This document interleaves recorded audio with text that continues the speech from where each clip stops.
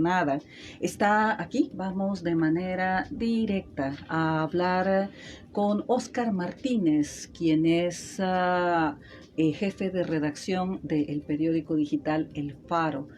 La razón de esta entrevista es poder conversar con nuestros radioescuchas con respecto a una nueva publicación de El Faro que vincula nuevamente a autoridades gubernamentales, principalmente con negociaciones, pactos, acuerdos, diálogos con grupos pandilleriles. Vamos a ir un poco más allá en esta conversación el día de hoy y no sin antes darle la bienvenida a Óscar y agradecerle estar con nosotros esta mañana. Celia, mucho gusto. Para mí es un gusto acompañarte aquí y conversemos de este tema que ha marcado bastante la agenda de la semana pasada. Precisamente por eso no nos vamos a detener mucho en el detalle de este nuevo reportaje a profundidad de El Faro. Ya El Faro ha generado brecha, trayectoria, en que entendamos de que diferentes funcionarios gubernamentales, quizás un hilo conductor, y empezaremos por ahí. Yo empezaría a hablar del expresidente Saca, el fundador del partido Gana, como un hilo con el que empezar a correr la madeja de tratar de encontrar en qué momento empezaron funcionarios gubernamentales del Partido Arena, del Partido FMLN y ahora de la Alianza Gana Nuevas Ideas con acuerdos, entendimientos con grupos pandilleriles, y quizás así empezamos nuestra conversación. No es tanto relatar o nuevamente plantear los artículos del Faro, sino más bien en tantos años que ustedes han evidenciado de que a cambio de la disminución de homicidios, lo que puede subyacer detrás de esto es entendimientos con grupos pandilleriles a partir del poder fáctico que ellos representan. Pero ¿dónde establecemos el hilo conductor en términos de personajes, en términos de funcionarios de gobiernos anteriores o liderazgos, influencias en gobiernos anteriores, donde podamos encontrar en qué momento esto empezó y en qué momento dio continuidad al punto de que esta gestión gubernamental, que es la cuarta en los últimos 20 años aproximadamente, de diferentes denominaciones ideológicas, trataremos de llamarlo de esa manera, terminan señaladas por lo mismo? Hay acuerdos con pandillas. ¿Dónde encontramos esas intersecciones, Carlos? Oscar. Mira, con gusto, Celia. Para empezar, la evidencia periodística hay dos formas de relatar esto. Yo creo que periodísticamente está completamente asentado que a partir al menos de marzo de 2012 las diferentes administraciones gubernamentales han negociado con los pandilleros y también los partidos políticos, y en esto también incluye al FMLN, Arena y a Nuevas Ideas Gana. Ahora, los primeros indicios fuertes de negociaciones con pandillas ocurren efectivamente, como lo has dicho, en el gobierno de Antonio Saca. De hecho, en el documento fiscal que nosotros obtuvimos y con el que sustentamos la última publicación que sacamos el lunes de la semana pasada, se hace una presentación histórica al exfiscal general Raúl Melara. Se le adjuntaba en el documento una presentación histórica de las negociaciones con pandillas, y curiosamente la primera la fechaban o la fijaban en el gobierno de Antonio Saca, que recordemos qué pasó en ese gobierno. Venía de haberse creado el Plan Mano Dura en 2003. El Plan Mano Dura, digamos, fue la entrada a la estelaridad de la política pública en seguridad de las pandillas. Cuando Francisco Flores va a la colonia Dina y lanza frente a ese mural de un mítico pandillero asesinado, el tío Barba, lanza él el plan Mano Dura. A partir de ahí, después recordemos, con el plan Super Mano Dura de Saca, que eran más cascarones propagandísticos que planes articulados. Que fue interesante, se trató de manejar, fuimos mano dura, ahora seremos mano dura, y el ocupar superlativos que ha sido una constante populista en los diferentes gobiernos que hemos tenido en los últimos años. Y centroamericana, además, recordemos, en Centroamérica, entre Guatemala y Honduras, ha habido el plan Escoba, el plan Puño de Acero, etcétera. ¿Qué ocurrió con esos planes? Esos planes nos hicieron pasar de 36 homicidios por cada 100.000 habitantes a 71 homicidios por cada 100.000 habitantes cuando Saca deja la presidencia en 2009. Ahora, esos son los primeros indicios. Periodísticamente la historia empieza en marzo de 2012, con aquella tregua dirigida, orquestada, él lo admitió, lo contó luego por el general David Munguía Payés, que en ese momento era el superministro, porque era el ministro de Seguridad y Justicia con muchas potestades, y que negocia con los líderes. Ellos le piden lo mismo, con algunas variantes, ya llegaremos a eso, de reducción de homicidios a cambio de beneficios carcelarios. Después de eso, para hacer un breve resumen, la idea del pacto cambia. Para mí, la idea del pacto, si es que esto es posible, y es difícil incluso de pensar, se prostituye. En aquel momento, con todas las fallas que la tregua tuvo, la primer tregua, era un intercambio de vidas. Era un intento de negociar la disminución de una violencia generalizada que ya tenía números, al menos cuantitativamente, alcances insoportables, insostenibles. Claro, aquello era pueden criticar la ingenuidad con la que se negoció, pueden criticar que se intentó hacer de forma oscura, que no había un marco jurídico que soportara la negociación, que se hizo una negociación pegada con tirro, pues. Pero el único intercambio que nosotros encontramos fue reducción de homicidios a cambio de otras cosas. Cuando las elecciones de 2014 se acercan, ambos partidos principales, el FMLN y Arena, deciden empezar una negociación que incluye el evento electoral. Y entonces yo creo que ahí toda la esencia de aquel se prostituye, lo planteas. Se prostituye. En toda la esencia de rédito de esto partidario político, de rédito electoral. Claro, y yo creo que eso no solo generó un problema en la credibilidad con los pandilleros, que ya son unos sujetos criminales difíciles con los que negociar, sino que integró un nuevo elemento. Y desde que ese elemento se integró, en el resto de negociaciones se ha vuelto a ocupar. Y también, como nosotros lo publicamos antes, el actual presidente Nayib Bukele, cuando era alcalde de San Salvador, incluye el elemento electoral en sus conversaciones con las pandillas, cuando negocia también el mercado Cuscatlán y reparte el 60% de los puestos a la gente del barrio 18 revolucionario. Estamos hablando entonces, Antonio Saca, súper mano dura, pero al final una negociación con grupos pandilleriles.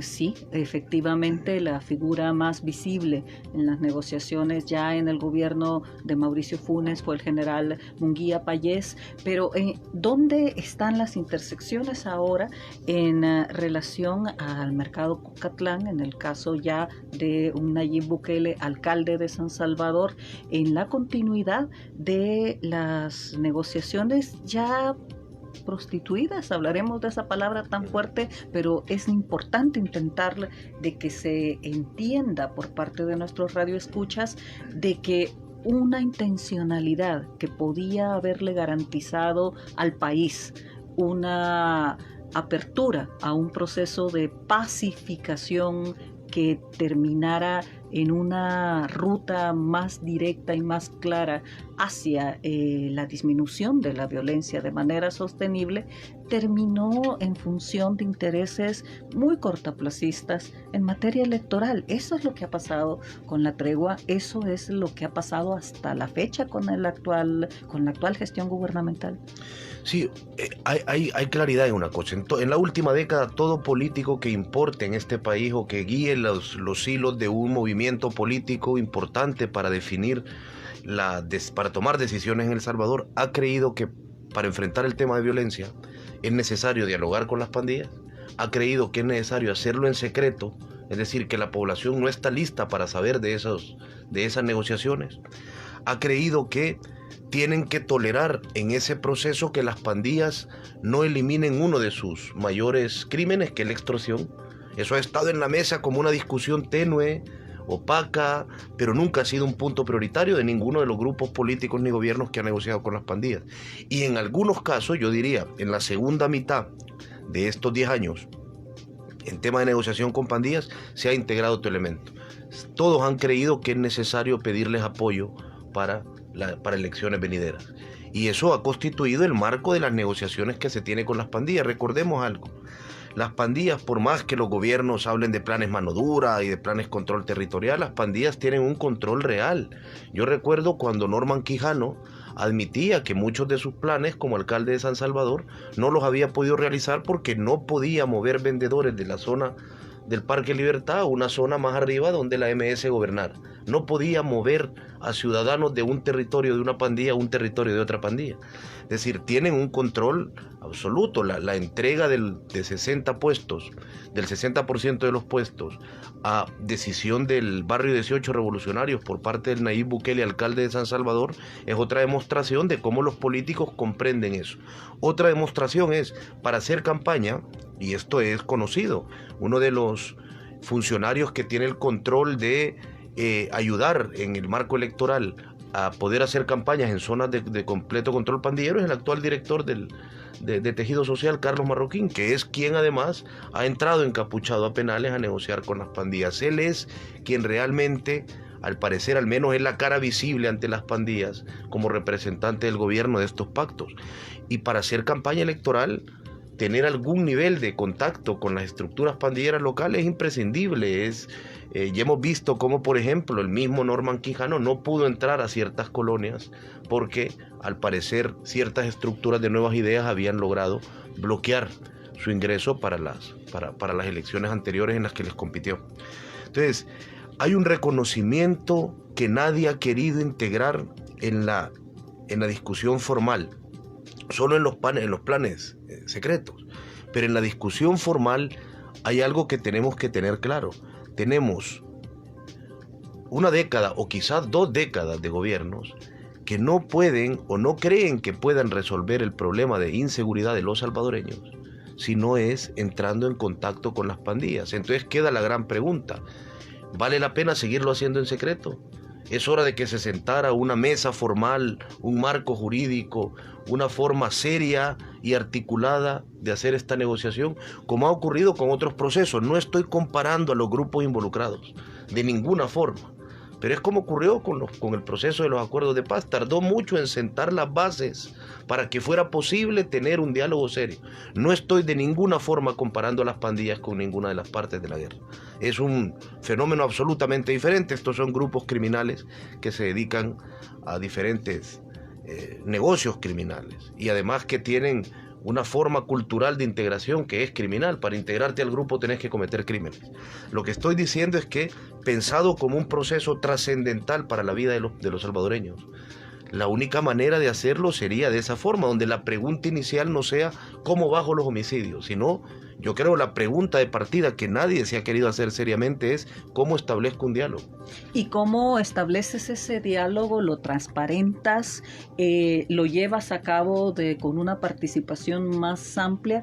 Pero sobre todo, ¿cómo la población aceptará esto? Porque la pregunta es, ¿la población se ha mantenido oculto, en secreto, estos planes, estos acuerdos, estos pactos, estas negociaciones, sobre la base de que así como el apoyo, lo llamaré de esa manera, de las pandillas para entrar a territorios a hacer campaña electoral, para lograr votos no solo de ellos, sino de sus familiares, articulados en un número que podríamos hablar mucho mayor a los 60,000 que estiman algunos especialistas, estaríamos hablando de un fuerte caudal de apoyo partidario electoral para quien sea, para cualquier partido político en donde las ideologías no sean el punto central, y allí ha quedado reducida la negociación de pandillas, pero con pandillas que han entendido el poder político que esto representa. Ahora, ¿por qué se mantiene de bajo perfil u oculto, y por qué se niega cuando ustedes publican una investigación principalmente llevada a cabo por la Fiscalía General de la República? Principalmente obedece a que las personas, el pueblo, la gente, no está dispuesta a admitir, a aceptar, por lo menos hasta el momento, de que un resultado electoral sea condicionado por quienes les ha violado, les ha coaccionado, les ha amenazado, les ha asesinado, les ha causado desaparecidos, le cobra la extorsión, la renta o la colaboración cada semana. ¿Ha cambiado ese escenario, Oscar? Hay un artículo también de Carlos Martínez en el Washington Post en que plantea si el presidente tiene la capacidad de un aparato comunicacional, dice él, capaz de venderle un iglú a un esquimal, y si tiene la popularidad que afirma tener, la aceptación de población que incluso, aunque con dudas, no estaría oponiéndose de manera masiva y contundente a la decisión de implementar una criptomoneda como moneda de curso legal establecida en El Salvador. Es el momento en que esa popularidad permita de que esa posición de entender que un proceso de término o inicio del término de la violencia generalizada en el país tenga que aceptar un entendimiento con grupos pandilleriles y su reinserción en la sociedad? Mira, yo creo, a la base de todo esto, yo creo que hay un resultado que actualmente es al que le temen los políticos. Como decía el analista en seguridad y un buen amigo, Luis Enrique Amayurías, esta sociedad quiere más venganza que justicia en el término de pandillas. Y yo no creo que porque la sociedad sea mala, ha sufrido tanto a las manos de esos grupos pandilleros, han marcado tanto su vida, y es decenas de miles de habitantes de este país han quedado desde hace décadas abandonados a la suerte de los gobiernos locales que establecen estos grupos pandilleros. Han vivido una demarcación imaginaria, pero en la que les va la vida, más importante que la demarcación oficial de los municipios. Un joven de Bosques del Río, ahí en la calle La Fuente, Soyapango, para ir al supermercado, tiene que agarrar, no puede entrar cuando el bus entra a la Guayacán, porque él vive en un gobierno de 18 sureños y no puede entrar a una zona MS. Entonces, gente que no puede ir a visitar a sus parientes porque viven en colonias contrarias, es decir, han sufrido mucho esto. Y el resultado de esto y otras cosas, yo creo que a estas alturas, es que nadie en el país, o la gran mayoría en el país, no quiere hablar de que esto se soluciona a través de pactos, sino a través de las más duras medidas que los salvadoreños han venido aplaudiendo y premiando electoralmente desde hace años. Se aplaude que se ha humillado, exhibido. Esta gestión gubernamental también ha hecho gala. Apenas el año pasado, en el contexto de la pandemia, con el repunte de homicidios que hubo en abril, mayo, hizo gala de exponer, exhibir a grupos de privados de libertad para darle al pueblo una satisfacción de ver humillados a quienes le han hecho tanto daño.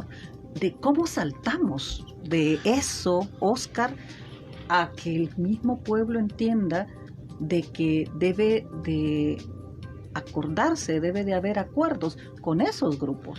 Mira, yo creo que sobre eso, por eso digo, lo primero es sentar las bases de cómo construir un diálogo, porque existen experiencias internacionales que podrían ayudar a El Salvador, y existen muchas experiencias que algunas suenan muy lejanas de países africanos, pero también en Colombia, experiencias que nos pueden llegar a aprender de los errores que cometieron también otros países, como los múltiples errores que se cometieron en Colombia en esta negociación. Pero hay más. En California, por ejemplo, el estado de California tiene años implementando procesos institucionales de negociación con las pandillas. Ellos les llaman intermediadores, pero es una forma de aproximarse a las pandillas, no solo en forma de un soldado que te va a meter un culatazo. Es decir, es una manera de que trabajadores sociales pagados por el Estado permanentemente estén resolviendo conflictos, dirimiéndolos, pero no con una pistola, sino a través del diálogo. Han habido grandes concertaciones en zonas de pandillas contrarias, han habido grandes concertaciones en los penales de California.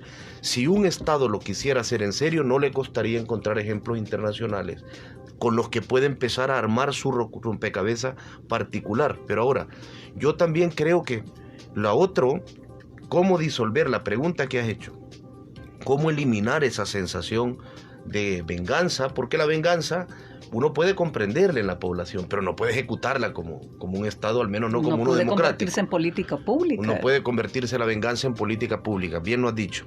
Entonces, claro, esto viene arraigado desde hace mucho. Los medios de comunicación hemos jugado un rol importante a través de los años. Recuerden, el primer marero mediático, y hay un excelente libro al respecto de Roberto Valencia que se llama Carta desde Sacatrás, fue el directo. El directo. El directo fue presentado con toda esa iconografía o esa plástica del malo perfecto, casi el enemigo de un superhéroe. Y además que lo permiten los pandilleros, están tatuados, tienen unos rituales de ingreso muy violentos, etc. Aquí se ha construido una narrativa de un sujeto social con el que no se puede dialogar, al que solo se puede eliminar, incluso para el que algunos como Guillermo Gallegos piden la pena de muerte constantemente, y con eso ganan elecciones. Entonces, lo que digo es que esa lógica no ha funcionado. Esa lógica solo ha hecho que termináramos en el 2015, cuando las pandillas decidieron pagar o devolverle la traición que pensaron que el FMLN les había cometido, con 103 homicidios por cada 100.000 habitantes.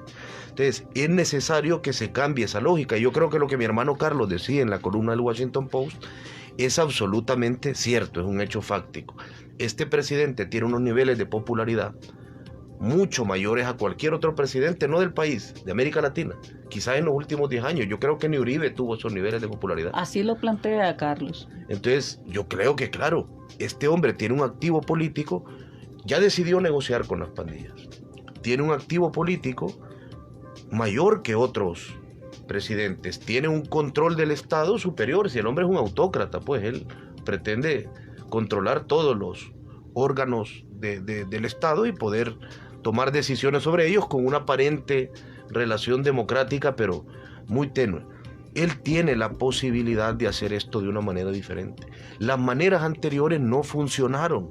La fórmula de hacerlo en secreto, incluyendo el elemento electoral, negociando a través de mediadores adentro de las cárceles con las mismas cúpulas, no funcionaron. Ya fracasaron 2 veces. Ya fracasaron más, incluimos a los partidos políticos. Entonces, esa es la definición de locura, estar probando la misma fórmula y que hay un resultado diferente. Además, recordemos algo que a mí me parece bien importante. Sé que suena un poco impactante cuando se mencionan estos nombres, pero ya son parte de la vida pública. Esta gente no está negociando con mareritos que andan descalzos o que son iniciales en una clica de allá de un cantón de La Paz. Están negociando, por ejemplo, con Borromeo Enrique Solórzano. ¿Quién es el diablo de Hollywood? El diablo es alguien que lleva negociando con gobiernos, según la fiscalía, desde Saca. Tiene más experiencia política, o sea, él negocia con políticos de alto nivel desde antes de que Bukele fuera presidente del país, alcalde de San Salvador o de Nuevo Cuscatlán. Es un hombre que ha construido una conciencia política que le funcionará o no le funcionará, pero en las manos de ese hombre está que el país pase de 40 homicidios a, como pasó en 2015, a 103, uno de cada 970 salvadoreños asesinados ese año. Es alguien que ya nos demostró que entendió al menos una lección, que los cadáveres son un activo político y que las pandillas no van a dudar en utilizar ese activo político cuando se sientan traicionados, con lo cual yo creo que no solo es exigir que se hagan las cosas de una manera diferente porque no han funcionado antes, pedirle valentía y probidad a los funcionarios públicos en este tema, sino exigírselos con ahínco, porque si eso le fracasa con la fórmula que ya fracasó otras veces, en este país se va a morir un montón de gente. Oscar, de por medio está el control territorial. Has planteado al inicio de la entrevista un punto para mí neurálgico. Puedes encontrar en los cadáveres activo político desde un grupo delincuencial, pero aquí hay 2 elementos: ya la articulación de estos grupos delincuenciales con criminalidad organizada que cooptan estructuras estatales, que ya no estamos hablando de funcionarios que negocian con pandillas, podríamos estar hablando de funcionarios que pertenecen a criminalidad organizada que incluye pandillas. Y aquí está el tema del control territorial. Hablabas de la extorsión, hablabas de cómo las pandillas van a abandonar lo que les ha permitido mantener económicamente sus estructuras y convertirlas incluso en negocios que ya funcionan, entre comillas, legalmente.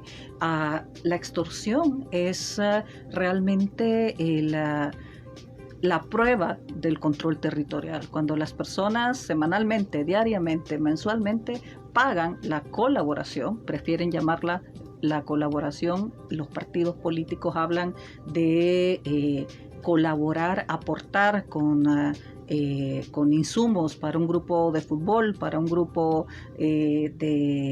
para las familias que quieren, de las pandillas que necesitan atención médica, que necesitan bolsas de comida, etcétera. ¿Cómo te planteas que las pandillas, en un proceso sostenible, transparente, no oculto y no dirigido a intereses individuales de partidos políticos, puedan ceder en el poder que les representa la extorsión en los territorios que controlan? Ese es el punto central que estaría de por medio de cualquier proceso de negociación más abierto, realmente encaminado a garantizar de que en este país podamos bajar la violencia, los índices de violencia reales, que van mucho más allá de si hay cadáveres o hay incremento de desaparecidos, que más bien los cadáveres se esconden y no realmente ha dejado de ocurrir homicidios. Mira, también ahora empiezo diciendo, hay algunos hechos demostrados con la ciencia social.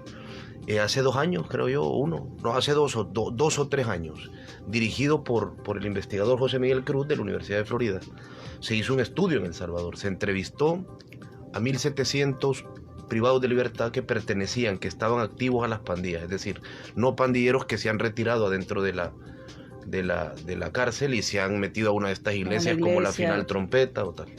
No, me refiero a pandilleros que dicen soy activo y se tienen que reconocer en el sistema penitenciario así para que los pongan en un sector. El 86% respondió querer dejar a la pandilla. El 86% dijo si pudiera me salgo.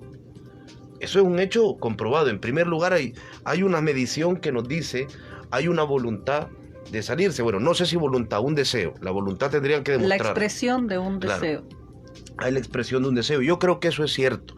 Recordemos que trágicamente, esta es otra de las cosas que demostró, la edad de reclutamiento principal está entre los 9 y los 13 años.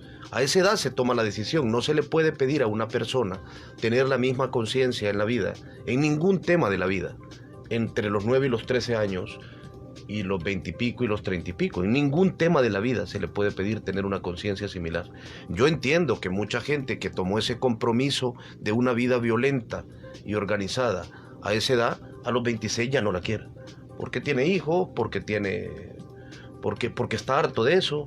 Pero hay una presión orgánica. Los pandilleros han desarrollado sistemas muy eficientes para saber quién, como ellos dicen, se está rajando.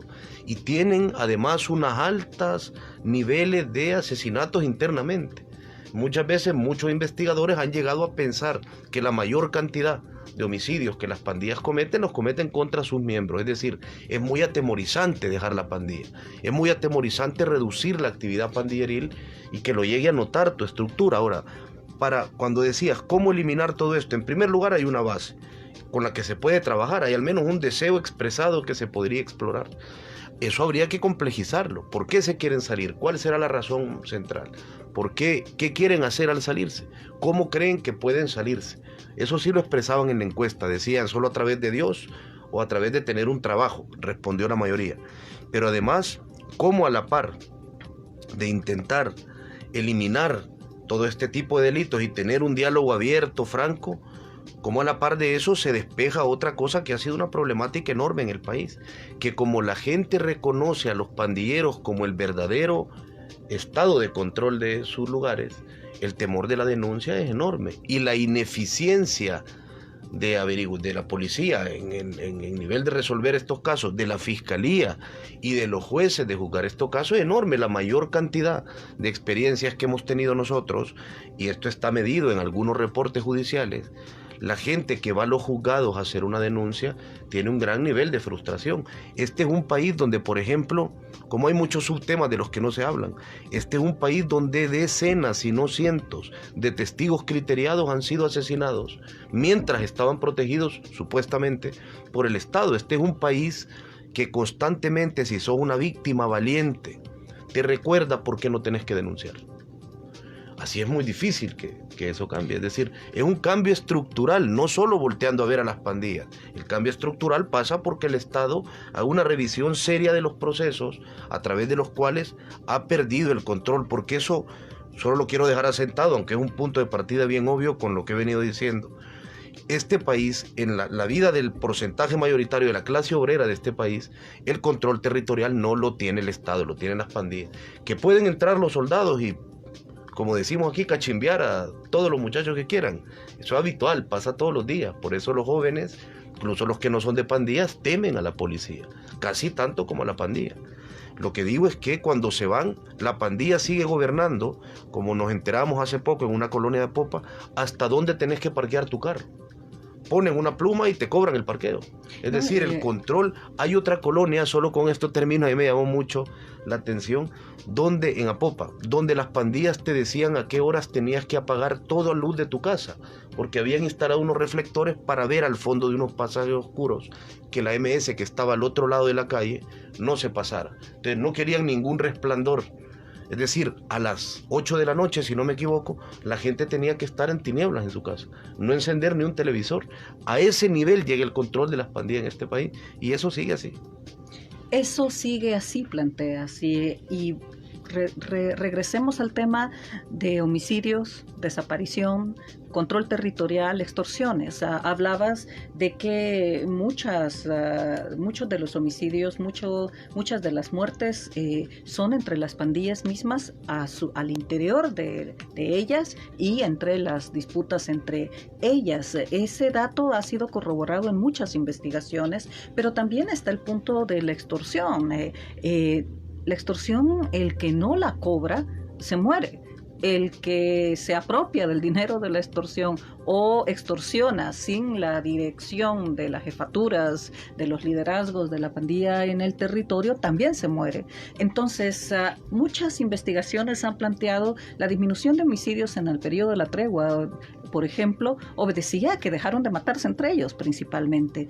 Pero cuando hablamos de tratar de lograr entendimientos, acuerdos de cara a que la pandilla deje de existir en sí misma o exista en modelos que puedan ofrecerles una reinserción social, económica, no necesariamente bajo el término de dejar de ser de la pandilla, sino una mutación hacia estructuras sociales, que es lo que la población muy probablemente reyecta, rechaza, le ofende y cobra electoralmente a quien considera les ha traicionado en su confianza con respecto a la seguridad.